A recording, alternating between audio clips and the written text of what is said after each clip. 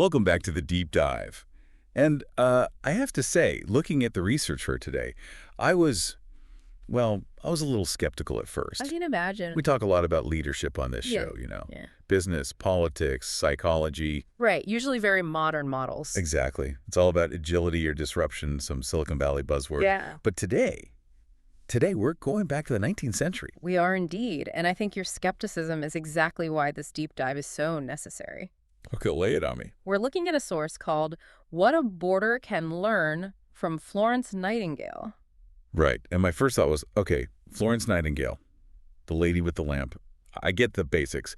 But then I thought, what on earth does a Victorian nurse have to do with, a 16-year-old living in a modern boarding house? It feels like a stretch, I know. It really does. But it feels like a stretch until you actually break down what a boarding house is. I mean, if you strip away the uniforms and the Wi-Fi, a boarding house is a high-density community. People live, eat, sleep, work, all in these close quarters. It's a closed ecosystem.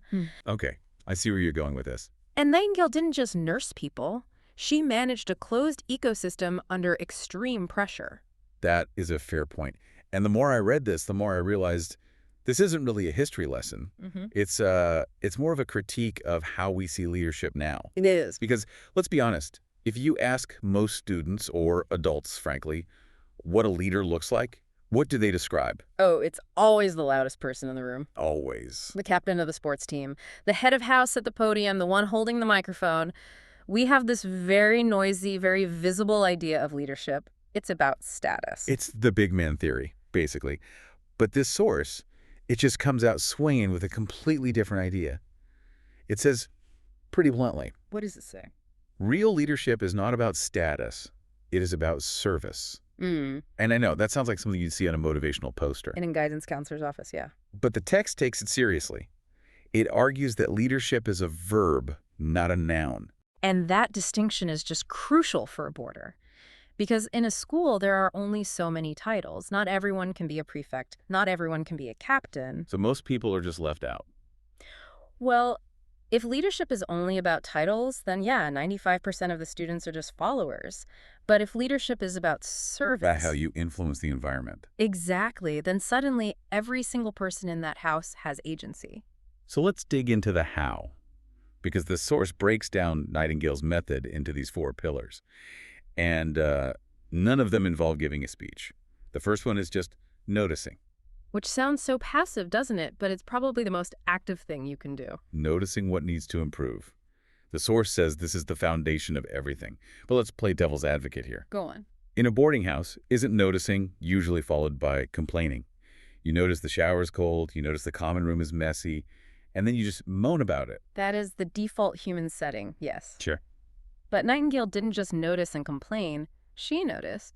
And then she moved to step 2. Which was? Taking responsibility. And this is where that quiet leadership idea gets, it gets difficult. It's easy to point out a problem. It's much harder to own a problem that you didn't create.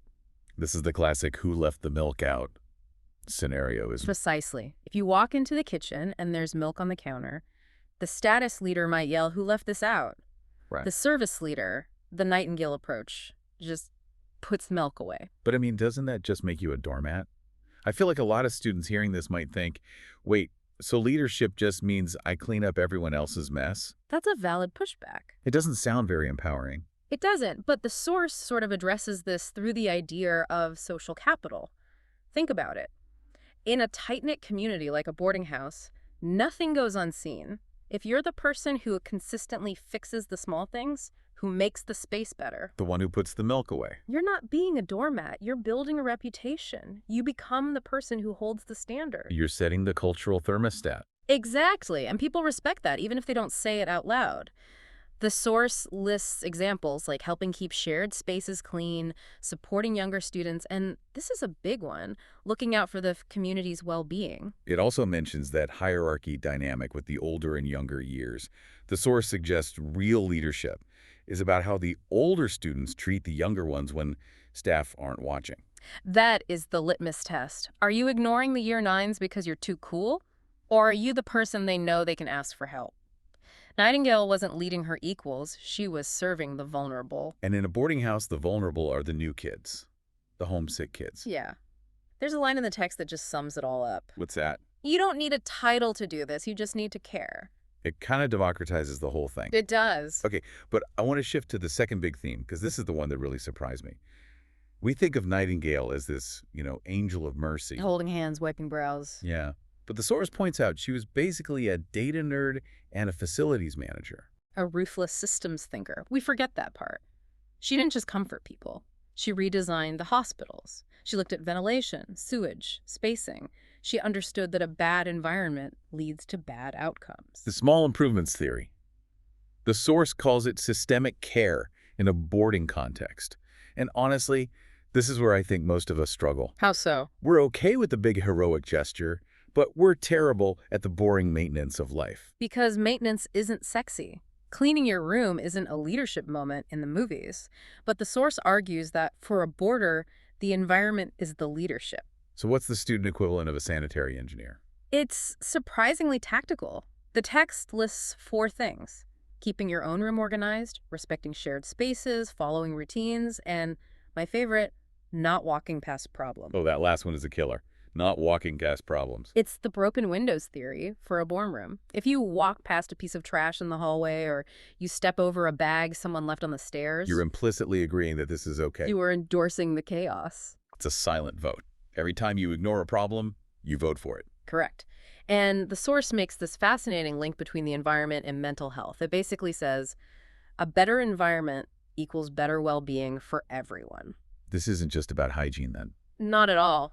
If you're living in a chaotic, messy, smelly boarding house, your cortisol levels are higher. You're more stressed. So when a student takes 5 minutes to organize the common room, they aren't just tidying. They're actually, lowering the collective blood pressure of the house. They are creating a container where people can actually relax. That is a profound act of care. It's hard to feel safe and supported if you're tripping over gym bags. I like that framing. It turns a chore into a strategy. You're not cleaning. You're optimizing the environment for community success. Hey, whatever gets you to pick up the socks, right? Exactly. Yeah. Okay, so let's move from the physical to the emotional stuff. The source calls this the art of noticing. This feels like the advanced level. This is the master class. The text says Nightingale's superpower was noticing when people needed help, even when they didn't ask. Which is so hard with teenagers. Yeah. The prime directive of being a teenager is act like you don't care. And don't show weakness. Everyone is wearing a mask. The cool mask. I'm fine. Everything's fine. I don't care about the exam. Right.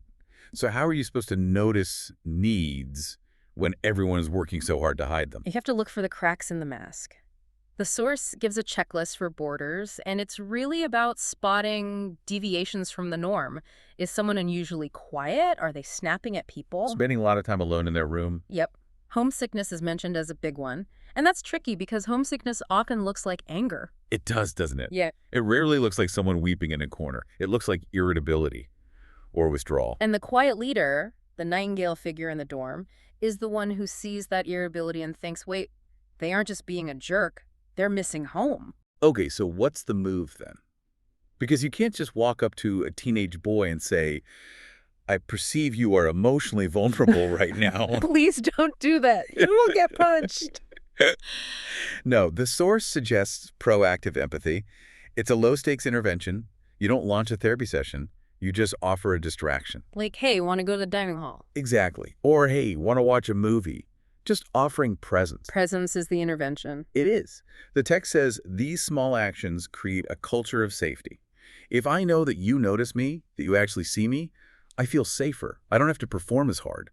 It's the difference between a bunch of individuals sharing a roof and an actual community. Mm-hmm. But here's the catch, and the source is honest about this. You have to do it all the time. Ah, yes, the consistency piece. Yeah. This is where the rubber meets the road. Because we all have that burst of energy at the start of term. New year, new me.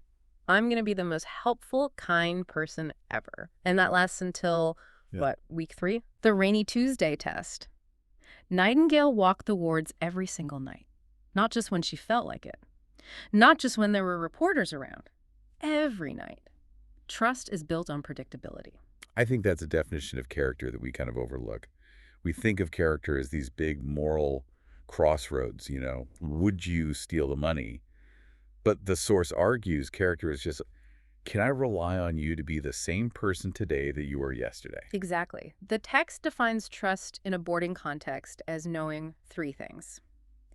You will do what you say, you will treat others well, and you will take responsibility if you fluctuate. If you're nice one day and a terror the next, You are technically unsafe to live with emotionally, you become a variable that everyone else has to manage. right? And in a boarding house, nobody wants to live with a variable. They want an anchor. Speaking of anchors, that brings us to the most famous image in all of this, the lady with the lamp. We couldn't do this deep dive without it. But the source does something interesting here. It strips away the romance and focuses on the function of the lamp. It talks about calm care. Imagine the context. A hospital ward at night. Pain, fear, darkness. It's chaotic. And then you have this one figure moving through it. She isn't running. She isn't shouting. She's quiet, deliberate, and calm. The source says, she didn't need attention. She created reassurance. That's a powerful distinction. It's massive. And for a student, this is the ultimate leadership challenge because schools are factories for drama. A vortex of high emotion, rumors, exam stress, relationship issues. And it is so easy to get sucked in. If your friend is freaking out, the instinct is to freak out with them, to match their energy. Mirroring chaos. That's what most of us do. But the lady with the lamp model suggests doing the opposite. When the room gets hot, you get cool. Exactly. So practically, if there's a crisis in the house, someone's lost their phone, or there's a big argument, the leader isn't the one screaming instructions. No, the leader is the one who lowers their voice, the one who says, okay, let's retrace your steps, or let's just take a breath.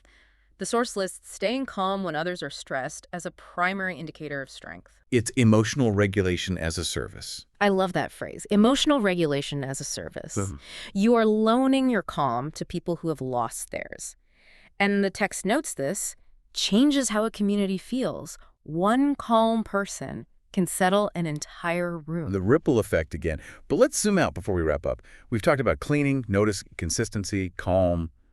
But why? Why should a 16-year-old care about this? They have exams, sports. Why is it their job to shape the culture? Isn't that what the housemaster is paid for? Right. That is the million-dollar question, and the source is unequivocal. It says, yes, staff set the rules, they set the boundaries, but students create the culture. Because they outnumber the staff 20-1. Because they live in the in-between moments. The staff aren't there when you're brushing your teeth at 10 p.m. They aren't there in the common room on a Sunday afternoon. That is where the culture lives. The source lists 3 deep emotional needs to feel safe, supported, and valued. Safe, supported, and valued. A housemaster can make you safe physically, but only your peers can make you feel valued. Only your roommate can make you feel supported in that deep, day-to-day way. So if the house feels toxic or cliquey or cold, It's because the students have allowed it to become that way. But the flip side is empowering. If the culture is toxic, the students have the power to fix it, not by holding a meeting. but by changing the micro-interactions. That's it. It goes back to agency.